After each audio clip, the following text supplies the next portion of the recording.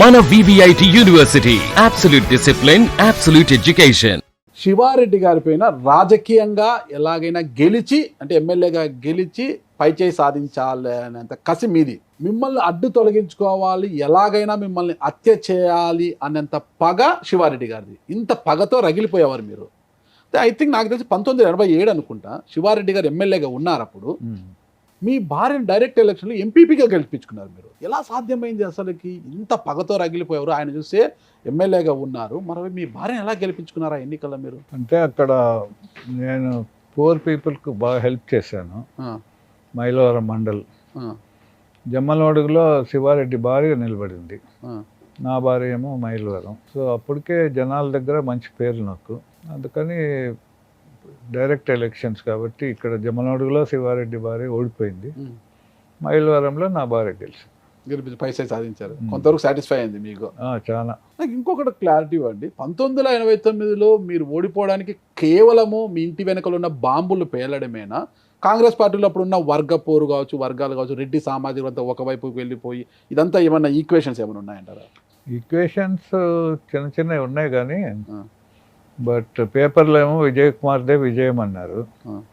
నేను కూడా 100% గెలిచేవాడిని. శివారెడ్డి కూడా నేను ఓడిపోయినానని ప్రకటించాడు. కానీ బాంబులు పేలడం బట్టి రాజారెడ్డి మామ నేను అండర్ గ్రౌండ్ వెళ్ళిపోయాం. అప్పుడు ఎలక్షన్స్ 5-6 రోజులు మొత్తం అప్సెట్ అయిపోయింది. బాంబులు లేవు, క్యాన్వసింగ్ లేదు, ఫాలోవర్స్ అందరూ రిజెక్ట్ అయిపోయారు. మెయిన్ బాంబులు లేకపోతే అన్ని అసెంబ్లీ కాన్స్టిట్యుయెన్సీస్లో కాంగ్రెస్ గెలిచింది, ఒక జమ్మలమడుగులోనే నేను ఓడిపోయాను. కానీ ఓడిపోయానని అప్పుడు బాధపడ్డాను, కానీ నౌ ఐఎమ్ వెరీ హ్యాపీ ఓడిపోయిందని. అంతకన్నా ఎక్కువ మంచి. మీ తల్లిదండ్రులు ఏదైతే డాక్టర్లుగా చేశారు క్యాంబెల్ ఆసుపత్రి, ఇప్పుడు ఎలా ఉంది? అది బాగుందండి, బాగా జరుగుతుంది. చిన్న చిన్న ప్రాబ్లమ్స్ ఉన్నాయి డయాసిస్లో, CSI డయాసిస్, అవన్నీ సెట్ అవుతాయిలేండి. శివారెడ్డి గారు మరణం మీకు ఏమనిపించింది? ఏం సంతోషం ఏం లేదు. మరణించాక ఏమైంటాడు అనేది ఒక క్వశ్చన్ మార్కే. ఎందుకంటే అందరం మరణించాలి, తర్వాత ఏంటి అనేది ఒక పెద్ద క్వశ్చన్ మార్క్. అది దేవునితో సంబంధం కలిగిన వాళ్ళకే తెలుస్తుంది. ఇప్పుడు నేను ఎప్పుడో చనిపోవాల్సింది, అయితే నాకు రావాల్సిన మరణ శిక్ష యేసు ప్రభు శిలువలో మరణించాడు. ఆ మర్మం ఏమిటంటే మనుషుల యొక్క పాపముల కొరకు యేసు ప్రభు మరణించాడు. ఆయన మన కొరకు మనుషుల యొక్క పాపములను తీసుకొని పాప ప్రక్షాళన. నేను రాజకీయాల్లో చేసిన పాపాలు ఆయన శిక్షింపబడ్డాడు, రక్తం కార్చాడు. మీరు రాజకీయాల్లో పాపాలు చేయలేదు, ఫ్యాక్షన్లో చేశారు కదా. ఫ్యాక్షన్ నేతగా మారిన తర్వాత రాజకీయ నేతగా మాట్లాడుకున్నారు. సరే, శివారెడ్డి గారు మీరు కలిసిపోయిన తర్వాత మళ్ళీ రాజశేఖర రెడ్డి గారితో మళ్ళీ రాజీ పడ్డారా? తర్వాత దేవుని నమ్ముకున్నాక పోయి క్షమాపణ అడిగాను. అప్పుడు ఆయన హ్యాపీ అయ్యాడు. సీఎం అయినాక కూడా కలిసేవాడిని. ఏమని పిలిచేవాళ్ళు రాజశేఖర రెడ్డి గారు? మీరు అన్నా అని పిలిచాను. అన్నానా? భావ అని పిలిచేది? చిన్నప్పటి నుంచి అన్న. ఎంత వయసు పెద్దవారు మీకన్నా? నాకన్నా 4 years పెద్ద ఉంటాడు. మీ మేనమామ వైఎస్ రాజారెడ్డి గారిని వేముల వద్దనే కదా చంపింది ప్రత్యర్థులు, బాంబులు వేసి అతి కిరాతకంగా చంపారు కదా. అప్పుడు ఏమనిపించింది మీకు? అప్పటికే మీరు మారిపోయి ఉన్నారు కదా. మారిన చాలా బాధ వేసింది. అంత డీప్గా మనం మాట్లాడాలన్నా కూడా డీప్ సబ్జెక్ట్ కదా, మన వ్యూవర్స్ కూడా అర్థం కాదు. ఎందుకు అంటే ఇప్పుడు ఒక మరణం అనేది ఇంపార్టెంట్ అండి ఫర్ ఎనీబడి. ఇప్పుడు ఇందిరాగాంధీ చనిపోయింది, ఎక్కడుంది ఇప్పుడు? అట్లా చనిపోయిన వాళ్ళు ఎక్కడికి పోతారు అనేది ఒక పెద్ద ప్రశ్న అందరికి కూడా, క్వశ్చన్ మార్క్. అయితే యేసు ప్రభువును మన మనసులో నమ్ముకున్నప్పుడు ఆయన మన శిక్ష తీసుకోవడమే కాకుండా ఆయన రక్తంలో పరిశుద్ధత ఉంది. ఆ రక్తంతోనే నేను కడగబడ్డా. ఒకప్పుడు ఈ రక్తంలో ఏమున్నది? పాపం, ఫ్యాక్షన్. యేసు రక్తంతో మీరు పరిశుద్ధులు అయిపోయారు. సో అట్లా యేసు ప్రభువును నమ్ముకున్న వారికి అందరికీ పరలోకంలో స్థానం ఉంటుంది. ఓకే.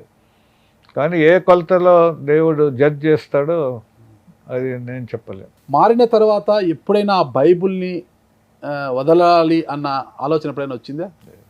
లేదు. ఇప్పుడు బైబుల్ ఉంటుంది చేతిలో, ఎప్పుడు ఉండాలా? రాజకీయాల్లో అడుగు పెట్టాలని మనసే లేదు. అయిపోయింది అంతే. 2 సార్లు ఓడిపోయారు. ఇప్పుడు జమ్మలమడుగులో నాకు ఇంకా పలుకుబడి ఉంది, నేను పోయి నిలబడితే గెలిచగలుగుతాను. టికెట్ ఇవ్వడానికి కాంగ్రెస్ మీ బావ లేరు అంటే, బావ కుమార్ సిరిమలమ్మ గారు ఉన్నా కూడా కాంగ్రెస్ పార్టీకి పెద్దగా జీవం లేదు ఇప్పుడు ఏపీలో. మీ అల్లుడు వైఎస్ జగన్మోహన్ రెడ్డి గారు మిమ్మల్ని ఆదరించి ఎప్పుడైనా టికెట్ ఇవ్వాలని అనుకున్నారు? అసలు మీరు అడిగారా? అనుకోలే, నేను అడగలేదా? అడిగితే ఇచ్చేవారేనా? ఇంకా ఇచ్చేవారు, ఎందుకంటే గెలిచేవాడిని కదా. అంత సంబంధాలు ఉన్నాయంటారా? అంటే ఇంకా మేనల్లుడే కదా. అల్లుడైనా కూడా సొంత చెల్లితోనే విభేదాలు ఉన్న జగన్మోహన్ రెడ్డి గారికి ఎక్కడో వాళ్ళ నాన్నకు మేనత్త కుమారుడు, వాళ్ళ తాత అక్క కుమారుడు మైకేల్ బాబు గారితో అంత సంబంధాలు ఉంటాయంటారా? సంబంధాలు ఉన్నాయి. బాగున్నాయా? మీరు చూశారు కదా, అప్పుడు నేను అక్కడే ఉన్నాను.